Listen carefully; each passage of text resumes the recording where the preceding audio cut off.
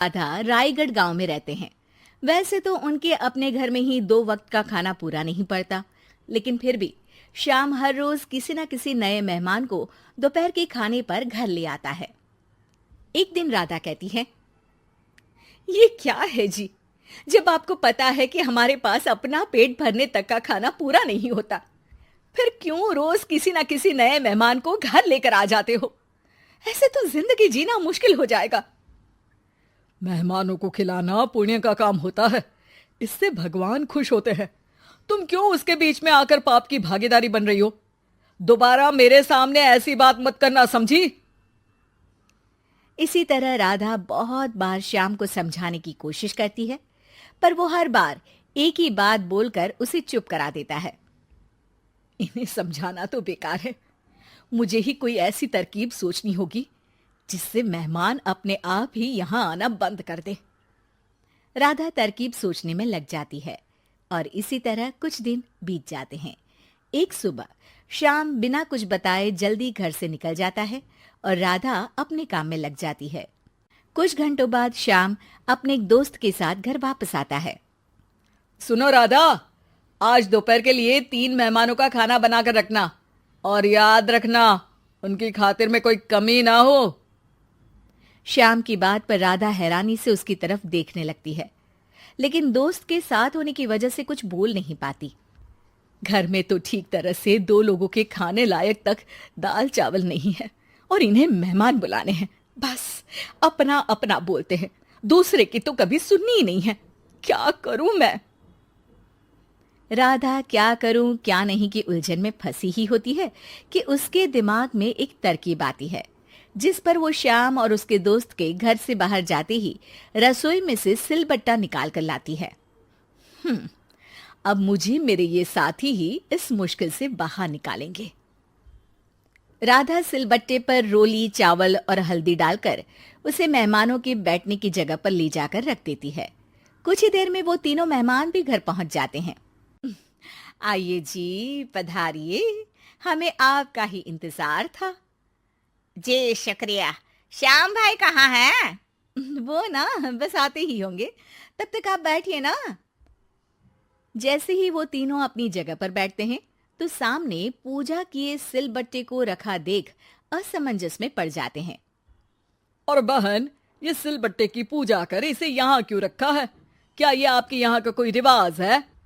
अरे नहीं नहीं, वो तो मेरे पति की मन्नत है, इसलिए पूजा की है। हैं? सिलबट्टे पर कैसी मन्नत? मेरे पति ने मन्नत ली है कि वो अपने मेहमानों को खाना परोसने से पहले इस सिलबट्टे से 3 बार उनके सिर पर मारेंगे।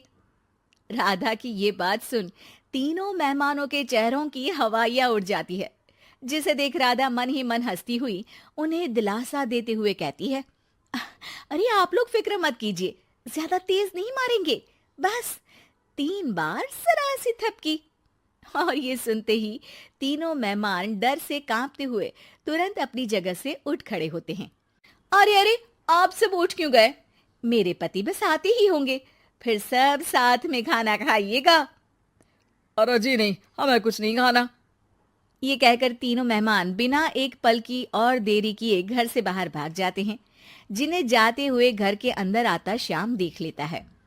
अरे वाह राधा, उन तीनों मेहमानों ने तो बड़ी जल्दी खाना खा लिया। नहीं ना, बिना खाए ही चले गए। अरे वो क्यों? क्योंकि वो खाने से पहले मुझसे ये सिलबट्टा मांग रहे थे, तो मैंने बोल दिया कि मेरी माँ ने दिया है, मैं नहीं दे सकती। बस फिर वैसे ही चले गए। राधा की बात सुन श्याम गुस्से से लाल होकर उस पर चिल्लाने लगता है। तुम पागल हो क्या? मेहमान को नाराज कर दिया। मेहमान जो मांगे उन्हें वो देना हमारा फर्ज है। इतनी सी बात तुम्हें कब समझ में आएगी? मैं अभी उन्हें ये सिलबट्टा देकर वापस घर में ले आता हूं, तुम खाना तैयार रखना। अब श्याम सिलबट्टा उठाए घर से बाहर निकल जाता है और मेहमानों को ढूंढना शुरू कर देता है, जो उसे पास में ही एक पेड़ के नीचे बैठे दिखते हैं।